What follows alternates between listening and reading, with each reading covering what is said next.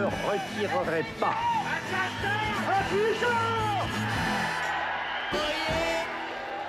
Il est bien passé par Nanterre, mais c'était l'année d'avant. En ce mois de mai, Richard Madjareff est revenu à Limoges. Que faites-vous en mai 1968? En mai 1968, je suis étudiant et en même temps surveillant. Membre des Cercles Rouges, les trotskistes de la future LCR, mûrs pour la révolution au service de la poésie et non l'inverse. Ce renversement de perspective est extrêmement important parce que ça veut dire que c'est l'éruption. C'est une insurrection de la poésie sur la vie quotidienne, c'est-à-dire transformer radicalement la vie quotidienne des gens. Sur ce qui n'est pas encore un campus, les premiers à voir rouge, ce sont les apprentis en médecine. Le 12 mars, ils lancent le mouvement Tous en grève. 100% d'étudiants qui sont en grève. 100% d'étudiants qui sont en grève, c'est énorme.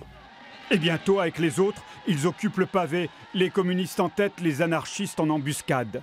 Le passé limougeot anarcho-syndicaliste ressurgit brutalement et les gens qui sont sur le bord de la route, notamment des réfugiés politiques espagnols, se réunissent et il y a 200 personnes d'anarchistes qui viennent derrière ce drapeau noir.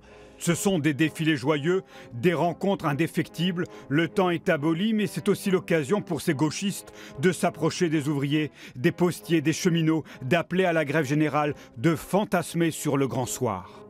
Il y a même des textes qui sont un peu ridicules, qui sont « on va donner entre les faibles mains des étudiants », ça c'est les maoïstes qui disent ça, aux ouvriers. Donc il y a on transmet le flambeau de la révolution aux prolétaires. Déjà, la fin est proche, les accords de Grenelle sont perçus comme une trahison et le retour des élections comme un piège à cons.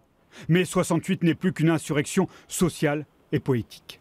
Cette société qui a été combattue en 68 est morte. Reste encore des concrétions, parce que ce qui est encore mort perdure, disait Engels. Et je pense que c'est ça. Richard Madjareff n'a pas changé de ligne. Les Verts peuvent changer le monde. Question de patience, sans doute.